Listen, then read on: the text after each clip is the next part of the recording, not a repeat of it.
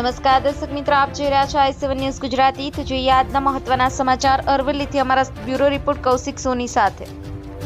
Aravalli SOG PSI Chetansinh Rathod અને તેમની ટીમે મેઘરજ નગરમાં પેટ્રોલિંગ હાથ ધરતા મેઘરજમાં વોટ્સએપમાં વરલી મટકાના આંક ફેરનો જુગાર ધમધમતો હોવાની માહિતી પ્રાપ્ત થતા બાતમીદાર સક્રિય કરી મેઘરજ બસ સ્ટેન્ડમાં કારમાં ઇરફાન મિયા, ઉસ્માન મિયા કાજી રહે ઇન્દિરાનગર વોટ્સએપ પર વરલી મટકાના આંકડા લખી જુગાર રમાડી રહ્યો હોવાની બાતમી મળતા તાબડતોડ બસ સ્ટેન્ડમાં રેડ કરી કારમાં જુગાર રમાડતા ઇરફાન મિયા કાજીને દબોચી લીધો હતો।